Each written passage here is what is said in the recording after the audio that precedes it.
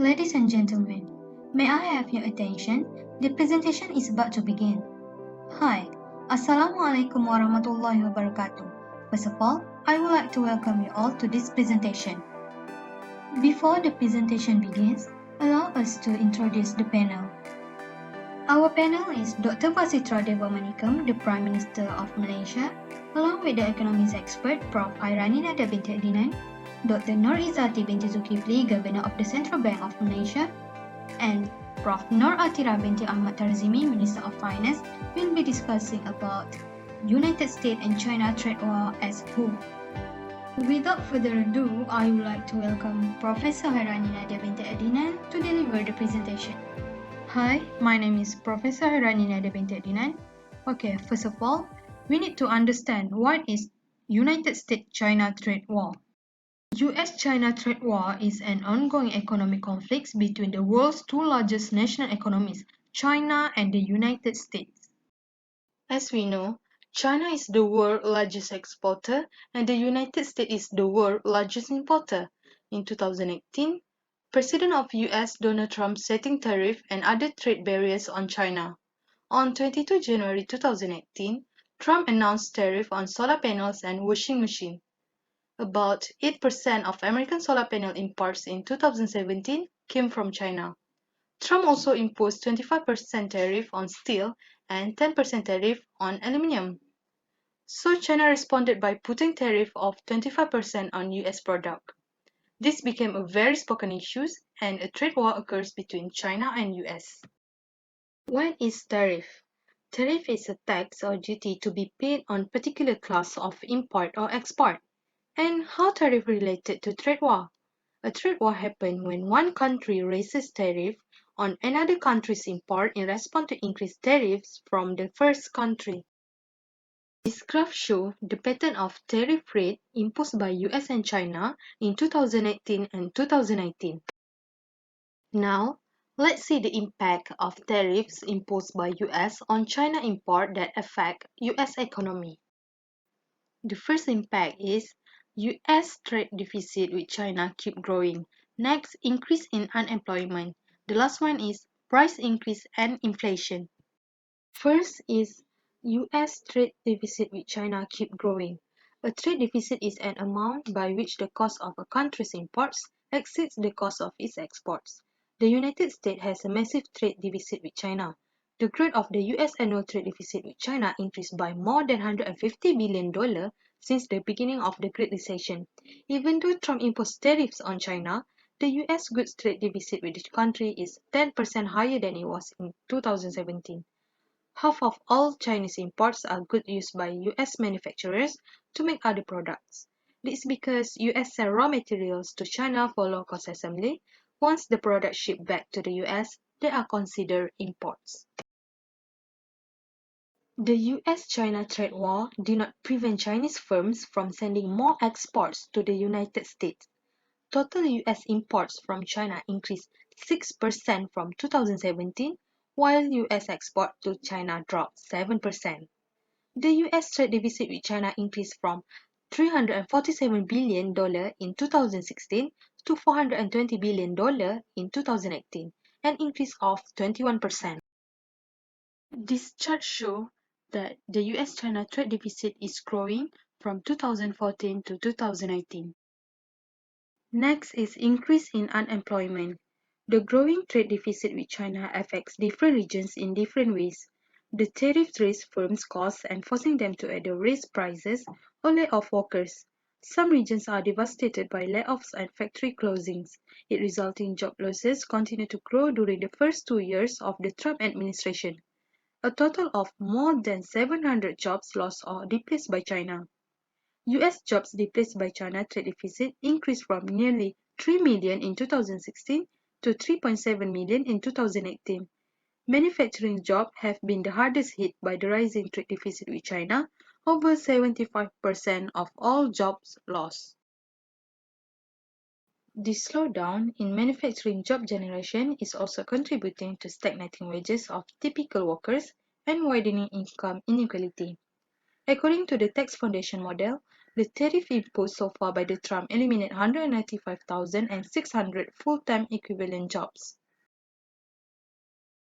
The last impact is price increase and inflation.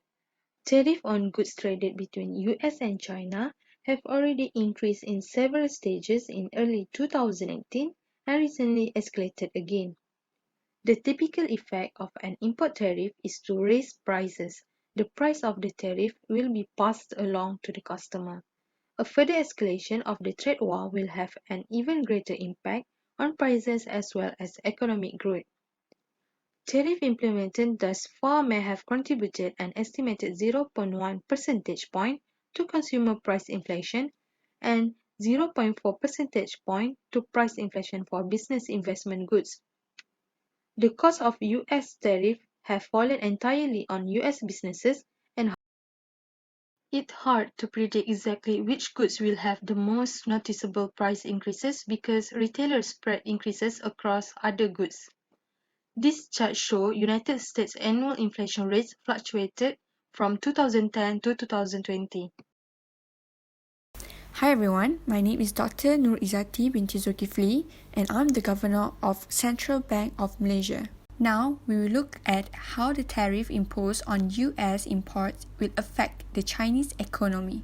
We can see that the tariff imposed on the US will slow down the Chinese economy. Second, the value of the currency. And third, focus on domestic economy. Tariff, in theory, will make US products more cheaper than imported ones, thereby encouraging consumers to buy American. It is more than two-thirds of consumer goods the US states import from China is facing higher taxes.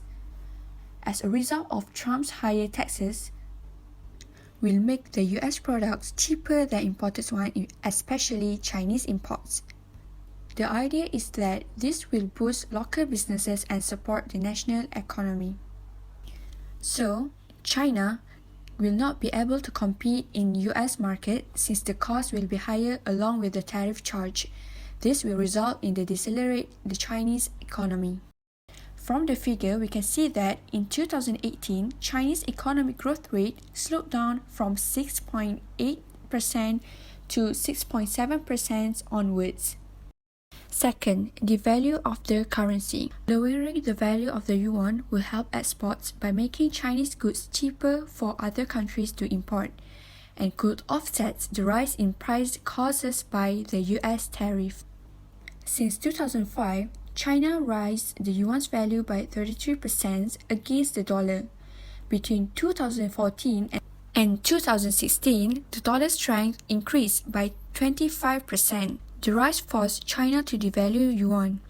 This ensured its export could remain competitively priced with those from Asian countries that had not tied their currency to the dollar. We can see that this is obviously good news for Chinese producers and US consumers. If the Chinese allow the yuan to keep falling, it could theoretically undo the effect of the tariff. Consumers would see the same prices they did before the tariff were imposed.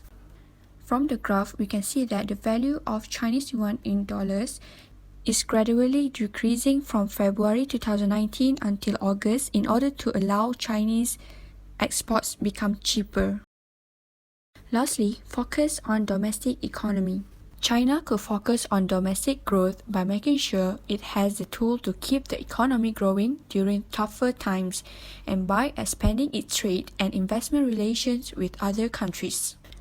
Less engagement between China and the world could mean higher tariffs as the limited trade and technology flows and remaining gaps in addressing key global challenges. One of the measures to try to boost the consumer spending and focus exporters on the domestic market as it continues to battle with the United States over trade include directing e-commerce companies to partner with factories to customize production designs. To boost up their domestic economy, Chinese online shops such as 360buy.com, Tmall.com, and Sunning.com are providing a variety of goods and services for customers, sometimes at a discount price that make them attractive to customers. It helps to develop their own brand products and expand their domestic sales channels to sell them. Based on the figure above, we can see that the number of online shoppers has grown at an annual rate of nearly 50% since 2008. Instead, Chinese economy today is driven by domestic consumption. In 11 of the 16 quarters since 2015, consumption has contributed more than 60% of GDP growth. I am Basitra and I would like to present to you on the pros and cons of the tariff imposed by United States towards the United States economics.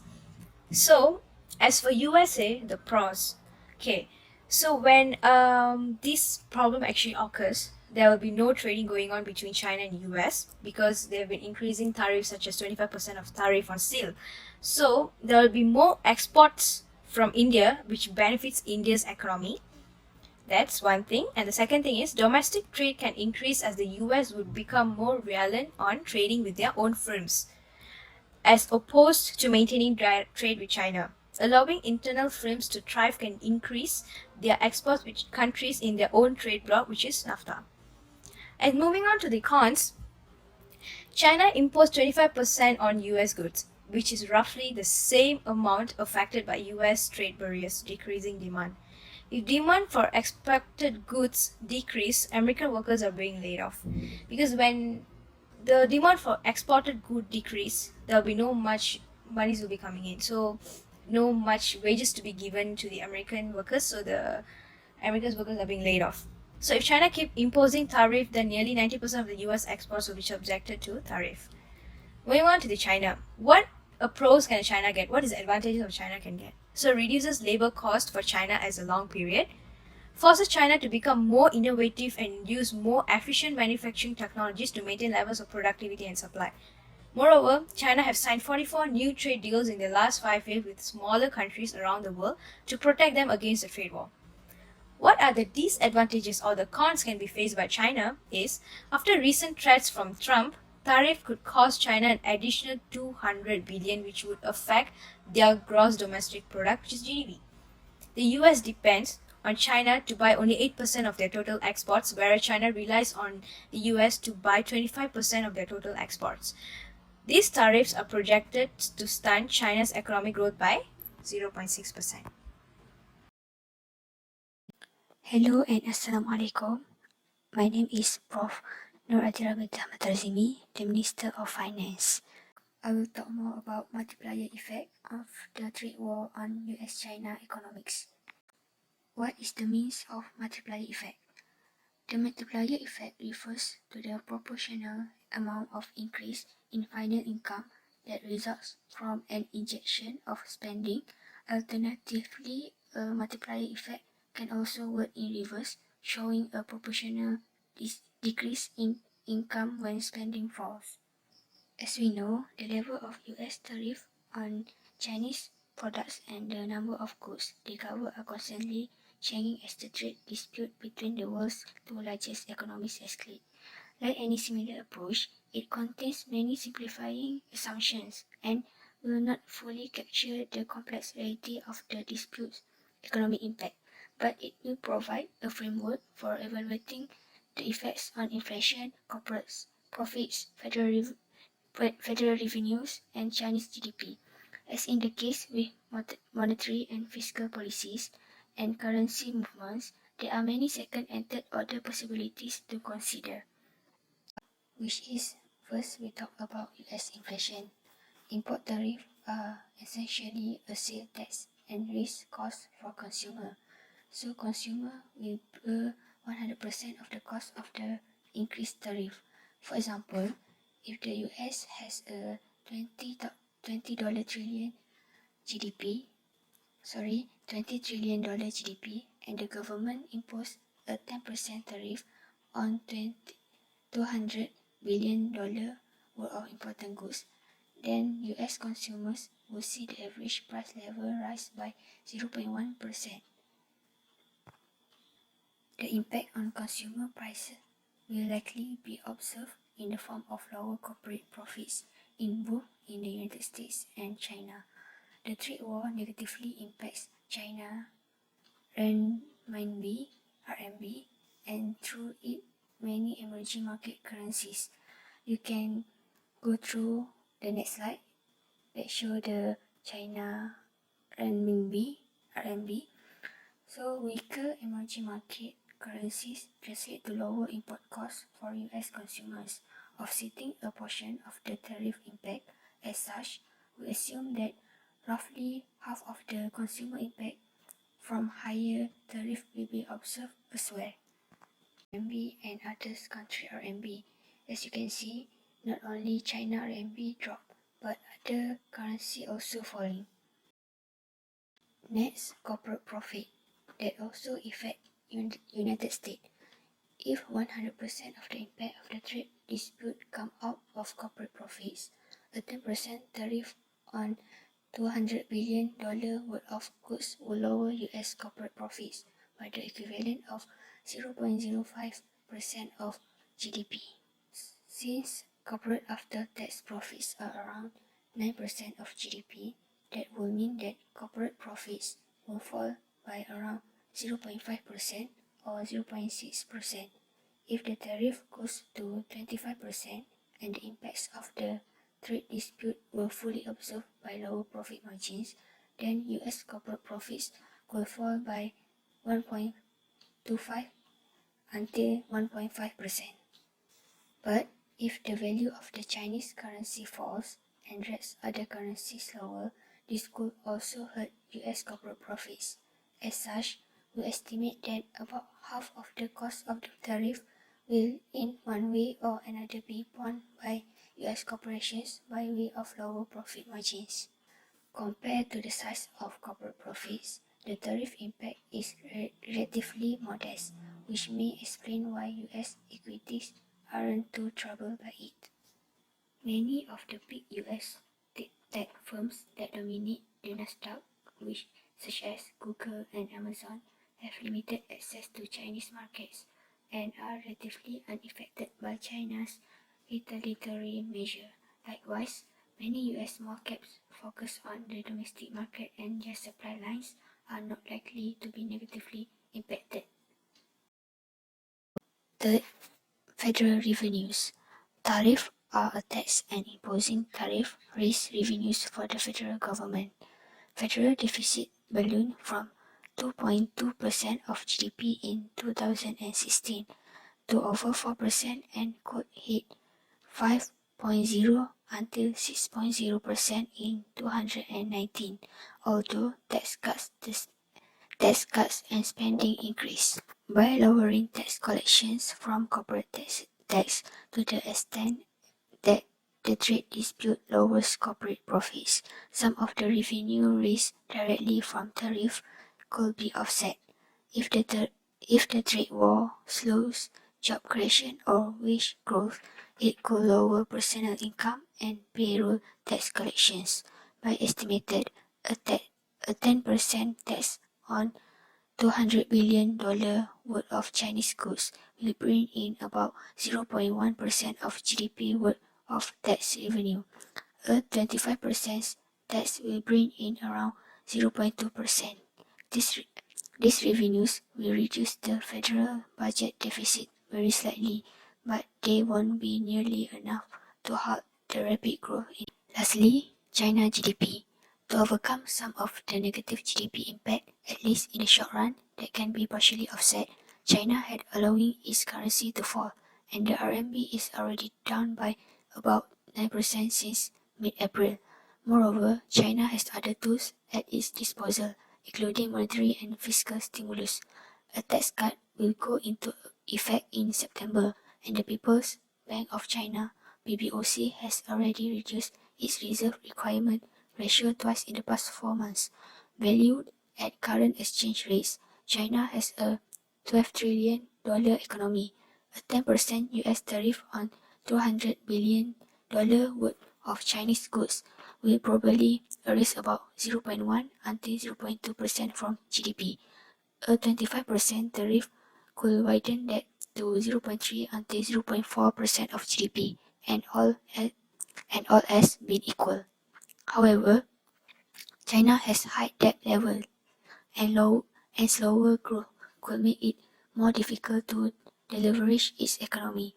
Moreover, high levels of leverage could foster a negative spiral, whereas lower growth leads to business failures and default, which in turn lead to even slower growth and more failures and defaults.